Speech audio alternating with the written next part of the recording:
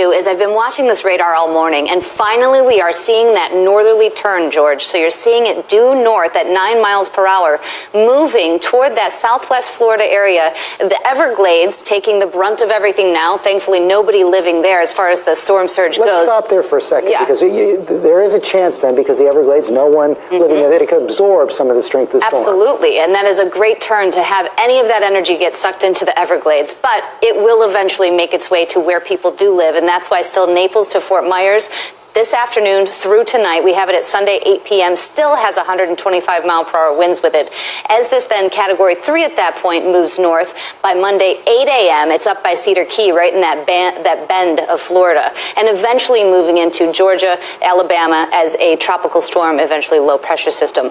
We've already talked a little bit about storm surge. That's a storm surge. That's a huge concern. That's where you start to lose property and, of course, the potential for life, because that water, 10 to 15 feet of it, can move cars. It can move buildings. And so that's why a place like Captiva or Cape Coral, where we've got that storm coming right into this afternoon and evening, those places what concern me most. Miami, though, already has a 5.2-foot storm surge, gusts there at 82 miles per hour. So storm surge, the big concern right now. We've also seen these tornadoes. Tornadoes and the winds. The wind field is giant across the entire state. So Miami Beach has already seen all of that damage. They're going to see more. 83 mile per hour wind, though, going up to 90 by the time we reach this evening. This is a 12-hour-long period where they're seeing the potential for hurricane gusts as far east as West Palm Beach. But look at some of the numbers. It was 125 in Naples, 78 in Orlando by early tomorrow morning. Okay, Ginger, stand by right now. We're going to want to go to the Keys right now with the Monroe County Administrator, who's on the phone with us right now. Mr. Gastese, thank you for joining us right now. What are you seeing?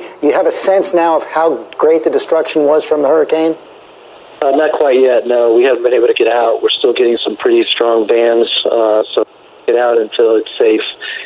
So we're gonna wait a little while longer. So we're getting some reports here and there, and it's what we expect. I mean, this is a big, powerful storm that's causing havoc down here. We're showing those pictures of flooding as well. Lots of flooding. Lots of flooding. Yeah, we got a small video from the Marathon High School, and it looked like all the cars was, it looked pretty bad. When do you expect you're going to be able to get out and start to inspect the damage? Well, hopefully this afternoon.